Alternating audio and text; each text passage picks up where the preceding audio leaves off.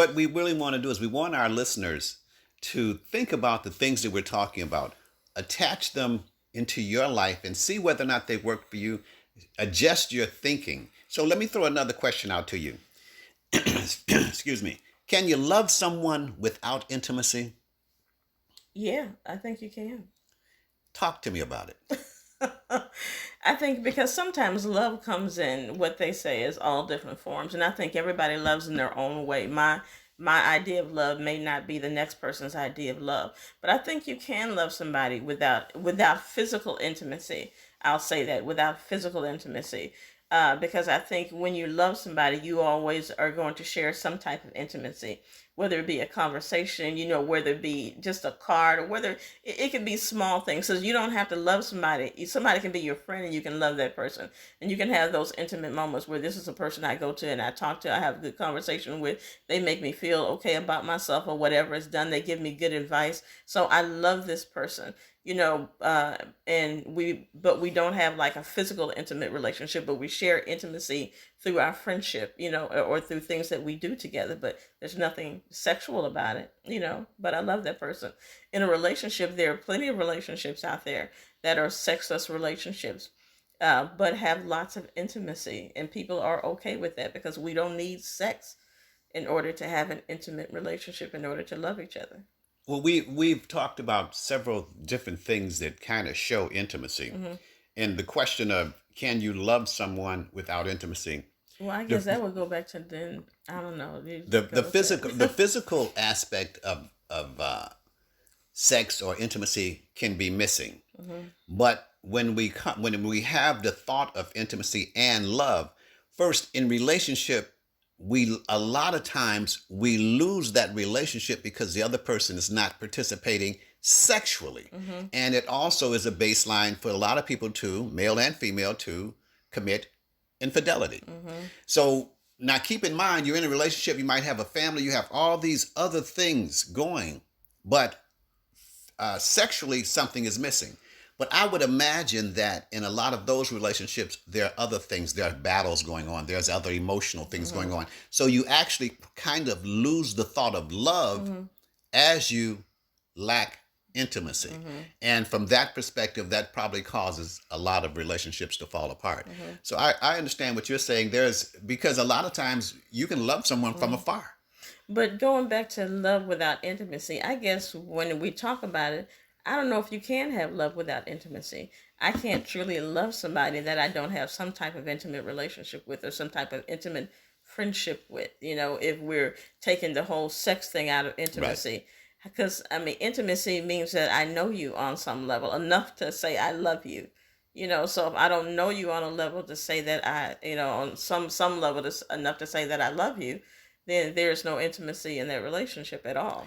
That is interesting because when you said Hmm. that, it goes back to a lot of men nowadays will shake hands, love you, bruh. Hmm. And the only thing that's in common is the fact that we're comfortable with each other, we talk a certain way, Hmm. we share certain times. Yeah, that person knows something about some things about you that are intimate things, whether it be Exactly. what the state of your relationship, or something about your children, or what your hopes and dreams, what you're passionate about. Right. They know those things about you. Exactly. So I guess when we remove the intimacy Hmm. completely Hmm. and there's no type of intimacy, I imagine there is no love because the mind How could probably there be? cannot really conceive it Hmm. unless there is some other fanatical stuff going on that we won't begin to touch on. But even think about when somebody is fanatic, say somebody is a fanatic about a star or something like that. Exactly. They think they know those That's people true. intimately. They think that they know what this person likes, where they go, who they love, their favorite perfume. They think they know these intimate details about a person, which can cause that feeling of, oh, I love this person because I know these intimate details about him. But do you really? Yeah, and that's an interesting comment. Let me ask another question. Um, how to rebuild intimacy?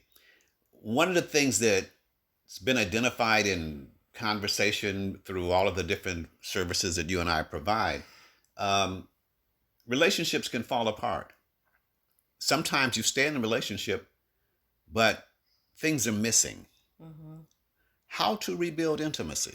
I think the first way to rebuild intimacy, and I say this to couples, and I even say this to parents and children.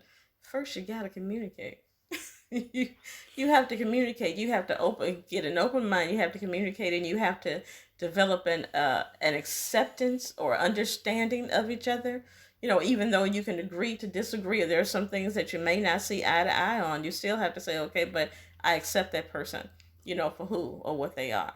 But it comes with communication and conversation, because I can't be intimate with someone I have no communication or conversation with, and I can't get back that intimacy unless we sit down and we start having conversations, kind of getting to know each other all over again, if we even knew each other at all. Yeah, that's always a big question for me because through conversation, I don't think we know ourselves. I always push from emotion based conversation and the thinking, and so many times we fail to be able to express the emotions that we feel, and not even a question as to why we feel them, but just what's going on within us. On that same question, though, after listening to the group, my comment to that, how to rebuild intimacy, was identify the problems. Whatever problems Yes, that you. through conversation. Huh? Through conversation. Well, yes, and the thing about conversation, it means it has to go both ways, and that's another thing that someone brought up. One person cannot rebuild intimacy. No. So, so No. you have to be very cooperative in that perspective.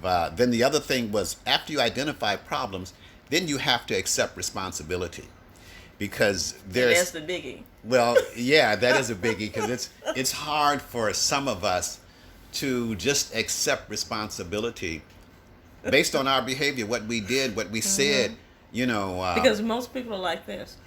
Yeah, I did this, but you did such and such. So now we're back to square one. Yeah, Instead or of you saying made me I do did it. this, I am sorry. It's my fault. That's what I did. I made that choice.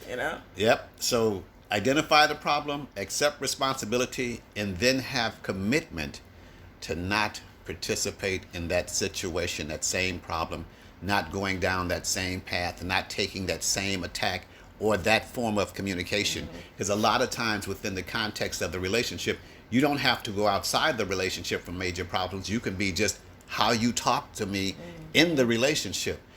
So there's a lot of things there, but we just want you to think about intimacy and think about your life. Hopefully some of the words that you've heard today will benefit you. Think about it. Take care. Talk to you later.